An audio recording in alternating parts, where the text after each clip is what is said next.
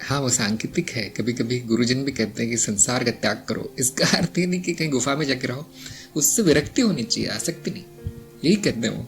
त्याग का मतलब भौतिक रूप से दूर जाना नहीं होता, मानसिक रूप से संबंध तोड़ना होता है। क्योंकि इस शरीर को तो संसार लगेगा ही, वो तो इसीलिए बना है। शरीर तो जगत का भाग है, आप कैसे उसको छुड़वा सकते हैं वहां से। हाँ, मन को आप अलग कर सकते हैं जगत से। विरक्ति मानसिक होती है, शारीरिक नहीं। शरीर सब करता रहेगा जो करता, रक्षण भक्षण प्रजनन ही करता है बेचारा, और कुछ उसको है नहीं करने के लिए। लेकिन आपका जो मानसिक योग्यता है बहुत ज्यादा है शरीर से, बहुत है, 1000 गुना है। तो इसलिए कभी कभी ये कहा जाता है, और लोग उसको भी शारीरिक कर्म बना देते हैं। खाऊंगा नहीं, पीऊंगा नहीं, स्त्रियों को तो देखूंगा भी नहीं।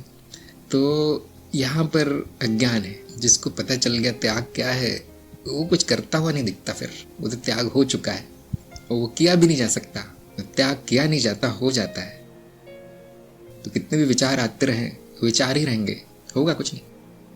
और हमारी कीमत भी बहुत ज्यादा है, आपका सारा जीवन ही छीन लिया जाएगा। जैसे वो अष्टावक्र ने कहा था ना कि महाराज अपना राजपाट मुझे दे दो। हाँ भाई ले लो। और अब अपना शरीर भी मुझे दे दो। हाँ, अब अपनी बुद्धि मन सब कुछ मुझे दे दो। हाँ वो भी ले लो। अब मैं तुम्हें वो देता हूँ जो तुम हो। जो तुम पहले से ही हो, वो ले लो। उस राजा को कितनी बड़ी कीमत चुकानी पड़ी। हमारी दुकान में पूरा ही लूट लिया जाएगा आपको, थोड़ा सा नहीं। ये क्या 2-4 हजार रुपए देते रहते। मैंने कहा सब कुछ दो, तब मैं तुम्हें वो दूंगा जो तुम पहले से हो। तो ये तो पूरा ही लूट जाना होगा, मिला तो कुछ नहीं अंत में। शांति तो मैं पहले ही हूँ, आनंद तो मैं पहले ही हूँ, प्रेम तो मैं पहले ही हूँ, अजर अमर मैं पहले से हूँ। अब आप क्या खरीदने जा रहे हो? जिसको आप अजर अमर शांत करना चाहते हो, पहले से ही उसका उल्टा है। वो नहीं होगा कभी, वो ठीक नहीं हो सकता, उसका त्याग ही हो सकता है। अगर आपको पसंद नहीं है वो, तो त्याग दो, विलीन हो जाओ, किसने मना किया। लेकिन ज्ञान मार्ग इतना भी नहीं करता। वो कहता है जो मैं नहीं हूं, जो मेरा नहीं है, उसका त्याग क्या करना है। ज्ञान मार्ग में एक से एक बढ़ के कहता हूँ, जब मैं ऐसा देखता हूँ, ज्ञान मार्ग में विचार जब मैं सुनता हूँ, तो मैं आश्चर्यचकित रहता हूँ कि मैं तो कुछ भी नहीं हूँ इन लोगों के सामने। मेरे मन में तो ऐसे बस बचपना चल रहा है थोड़ा सा ज्ञान मार्ग का।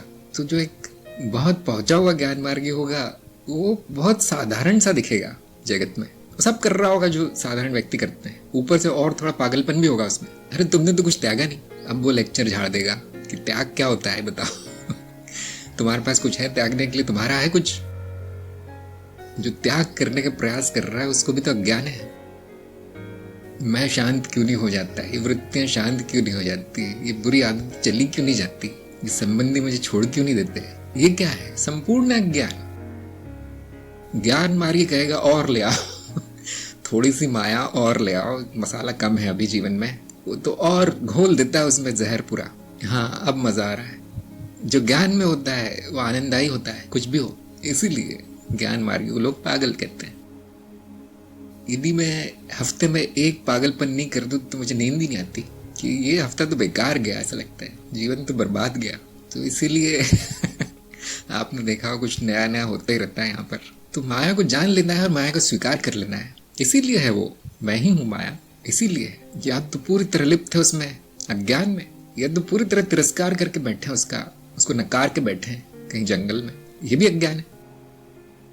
बहुत से लोग ये कहेंगे आप कैसे कह सकते हैं खेल है, कैसे कह सकते हैं मिथ्या है, कितना दुख है, कितना यहाँ पे संघर्ष है, मनुष्य जीवन अच्छे से जी नहीं पाता, कितनी भी सुख संपत्ति हो रहता तो आधा अधूरा ही है उसका जीवन। तो उस समय आपका खेल है कि पूरी तरह गंभीर हो जाना, सुनना, आंसू बहा देना। हाँ हाँ कुछ करते हैं इसके लिए, जरूर कुछ करना चाहिए हमें, और वही आपका खेल है। फिर अब उस कहानी में वही आपका रोल है, वही आपका चरित्र है, जो कि इस संसार की स्थिति पे आंसू बहा रहा है, कुछ करने का प्रयास कर रहा है। यदि आप इसको मानो तो भी खेल है, न मानो तो भी खेल है। अब उस न मानने से उस खेल में और पागलपन आ गया है। बस उस कलाकार ने अपने को चरित्र मान लिया है, बस इतना हो गया। लेकिन अंत में जो पर्दे पे दिखेगा वो तो खेल ही होगा, तो मिथ्या ही होगा।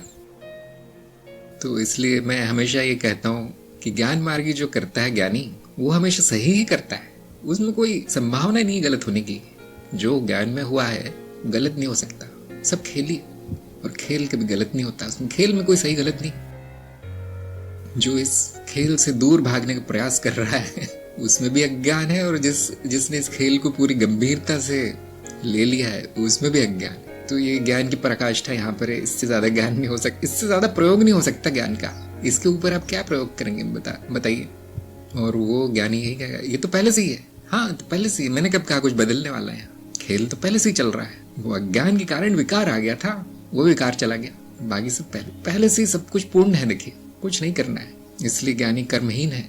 कर्म करते हुए भी कर्महीन है। और अज्ञानी कुछ नहीं करे तो भी वो कर्मों के बोझ में है। उसको तो चुपचाप एक जगह बैठना भी नहीं आता, वो भी कर्म हो जाता है उसके लिए बहुत बड़ा।